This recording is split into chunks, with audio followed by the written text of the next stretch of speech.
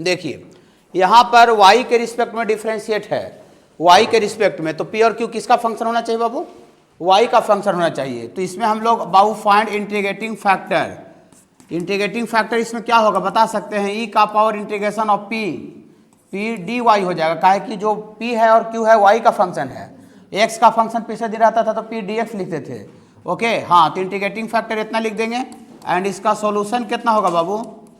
ये solution of differential equation, बोलिए थोड़ा सा सॉल्यूशन। हाँ x इंटू, नहीं आप लोग पढ़ के नहीं आते हैं, x इंटू इंटीग्रेटिंग फैक्टर, पिछले दिन अगर y में लीनियर था तो यहाँ y इंटू इंटीग्रेटिव फैक्टर लिखे थे, यहाँ x में लीनियर है तो x इंटू इंटीग्रेटिव फैक्टर होगा बराबर q इंटू इंटीग्रेटिंग फैक्टर, अब इतना इंटू बोलिए dy, काहे कि y q जो है y का फंक्शन है, तो q y का फंक्शन है तो यहाँ dy करेंगे। हाँ ये बाबू इसका सॉल्यूशन होगा, ये पिछले दिन पढ़ाया हुआ है तो इसमें ज़्यादा जोर देने का आवश्यकता नहीं है। देखिए इस पर ये वो क्वेश्चन मतलब सब उसी तरह का रहता है, इसको बाबू सॉल्व करना है बाबू, solve differential equation. If differential equation को सॉल्व करना है y और ये dx प्लस ये x माइनस एक्स का q और ये बाबू dy बराबर 0। इफ डिफरेंशियल इक्वेशन को बाबू सॉल्व करना है, ठीक है बाबू, इसको सॉल्व करना है।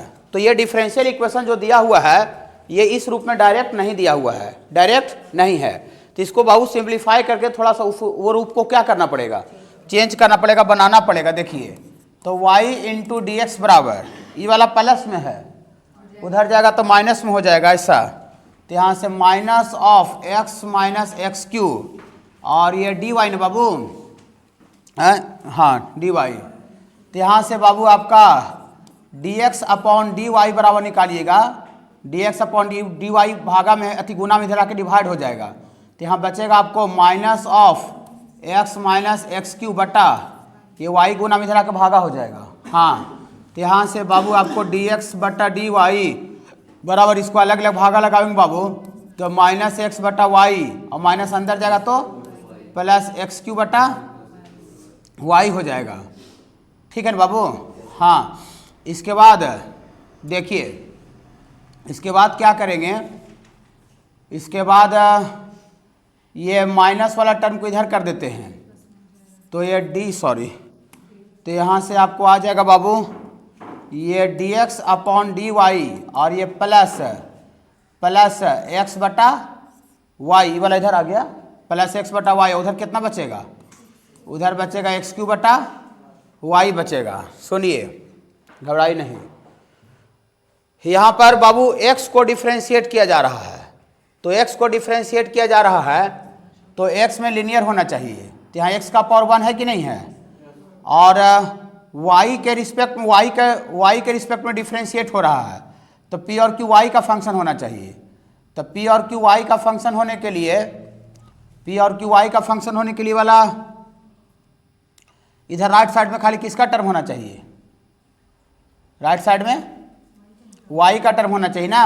हाँ राइट साइड में y का टर्म होना चाहिए, p और q y का फंक्शन होना चाहिए, तो राइट साइड में y का टर्म नहीं है, राइट साइड में आपका x का भी टर्म है, तो राइट सॉरी यहाँ पर क्वेश्चन में थोड़ा गलती लिख दी, वही तो हमको लग रहा है, ये क्वेश्चन में यहाँ वाई क्यू है, यहाँ पर क्वेश्चन में क्या है बाबू, यहाँ पर क्वेश्चन वाई क्यू ऐसे नहीं होगा, सेटिंग ही नहीं होगा, ठीक है। क्वेश्चन यहाँ पर बता रहे बाबू ये वाला थ्योरी के नीचे, तो यहाँ से आपको यहाँ पर क्वेश्चन में वाई का क्यू है और इसमें वाई का क्यू है और यहाँ वाई का क्यू, यहाँ वाई अब हो गया और क्या, ठीक है। देखिए तो यहाँ पर आपका वाई का क्यू और वाई का क्यू, तो यहाँ पर ये कोई कट जाएगा तो वाई का स्क्वायर ना बचेगा बाबू, तो यहाँ पर ये पूरा का पूरा राइट साइड में आपका वाई का स्क्वायर खाली बचेगा, तो यहाँ से आपका राइट साइड में बाबू वाई का स्क्वायर बचेगा, घबराई नहीं। अब ये हो गया, देखिए इस पर पूरा सेट हो गया, एक्स को डिफ्रेंशिएट किया हुआ है, एक्स को, तो एक्स में लिनियर है और वाई के रिस्पेक्ट में डिफ्रेंशिएट है, तो पी और क्यू वाई का फंक्शन होना चाहिए। तो पी के जगह पर कितना है जरा बताइए, पी के जगह पर 1 बटा वाई है, एक्स का कोफिशिएंट, ओके, एक्स के साथ जो गुना में रहता है, और क्यू का वैल्यू कितना है, क्यू का वैल्यू ही वाला है वाई का स्क्वायर, तो इसमें इंटीग्रेटिंग फैक्टर निकालिए, तो इंटीग्रेटिंग फैक्टर ई का power integration of p d x, तो 1 बटा वाई डी वाई हो जाएगा, वाई का फंक्शन है, तो 1 बटा वाई का इंटीग्रेशन लॉग वाई न होगा, और यहाँ का बेस कुछ नहीं, तो बेस में कितना है एक्सपोनेंशियली, तो यहाँ का बेस वहाँ का बेस सेम रहता है, तो log का पावर उसका वैल्यू हो जाता है, तो log का पावर उसका वैल्यू y हो जाएगा बाबू। ये इंटीग्रेटिंग फैक्टर आगे बाबू। और इसका सॉल्यूशन ऑफ डिफरेंशियल इक्वेशन लिखिएगा, तो सॉल्यूशन ऑफ डिफरेंशियल इक्वेशन लिखिएगा तो x नहीं x इंटू जी जिसमें लीनियर रहता है वो गुना होता है, y में लीनियर रहेगा तो y गुना होगा, ठीक है। तो यहाँ x में लीनियर है तो यहाँ x इंटू फार्मूला भी लिख दें, हाँ x इंटू यहाँ से लिख रहे हैं ये वाला x इंटीग्रेटिंग फैक्टर y बराबर q इंटू, तो q के जगह पर है बाबू y का स्क्वायर ही वाला बाबू। अब इतना इंटू इंटीग्रेटिंग फैक्टर y और dy ना बाबू, तो यहाँ से आपको आ जाएगा एक्स वाई बराबर, यहाँ पर ये दोनों गुना होगा तो y का q होगा, और y का q का इंटीग्रेशन y का पावर 4/4 और प्लस c आ जाएगा। ये दिक्कत है क्या? ये it is the solution of differential equation.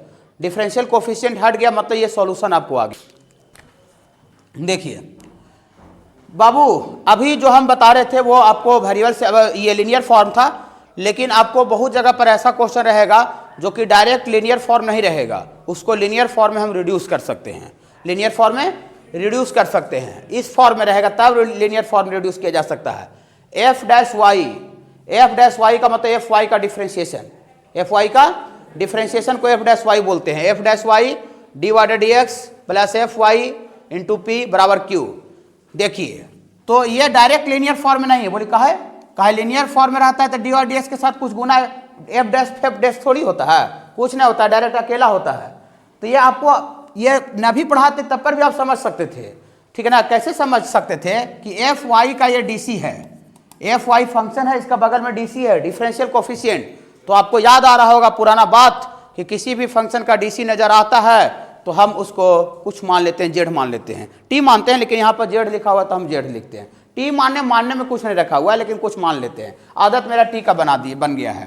तो चलिए हम इसको लेट कर लेते हैं। किसको लेट कर लेंगे बाबू? एफ वाई को जेड मान लेते हैं, और जेड मान के इसको डिफ्रेंशिएट कीजिए with respect to x. F y का डिफ्रेंशिएशन बोलिए एफ डैश वाई, और वाई का डिफ्रेंशिएशन बोलिए d y d x, chain rule. और इधर जेड का डिफ्रेंशिएशन बोलिए डी जेड बटा डी एक्स, जेड का डिफ्रेंशिएशन बाबू आपका डी जेड बटा डी एक्स। तो यहाँ से आपको आ जाएगा बाबू, ये पूरा गोल घेरा को क्या लिखेंगे? F dash y divided d x को क्या लिखेंगे? D z upon d x, और प्लस एफ वाई को क्या माने हैं? जेड, तो ये पी जेड बराबर क्यू। बोली वाह सर, हाँ जेड को डिफ्रेंशिएट किया हुआ है, तो जेड को डिफ्रेंशिएट किया हुआ है तो यहाँ जेड में लीनियर है कि नहीं है? जेड को डिफ्रेंशिएट किया है तो जेड में लीनियर है कि नहीं है? है। एक्स के रिस्पेक्ट में डिफ्रेंशिएट है तो पी और क्यू किसका फंक्शन होना चाहिए? एक्स का। यहाँ लिख दिया था कि पी और क्यू किसका फंक्शन है?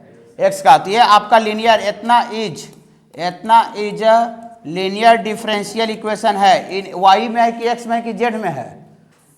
किस में है जी? जेड में है। जेड का यहाँ पावर 1 है जेड में। तो इसके बाद आप प्रोसीड कर लीजिएगा। इसके बाद हम लोग इसके बाद तो वही पुराना तरीका, इंटीग्रेटिंग फैक्टर ई का power integration of p d x. इसका सॉल्यूशन क्या लिखेंगे सर? एंड इसका सॉल्यूशन क्या लिखेंगे बाबू? Solution of differential equation z into integrating factor बराबर क्यू इंटू इंटीग्रेटिंग फैक्टर और इतना इंटू डी एक्स लिखेंगे, ये इसका सॉल्यूशन आ जाएगा। तो किसी भी फंक्शन का डीसी रहेगा तो उसको जेड मान करके आगे बढ़ाइएगा तो वो आपको डायरेक्ट लीनियर में नहीं रहेगा, लेकिन वो लीनियर में कन्वर्ट हो जाएगा। ओके।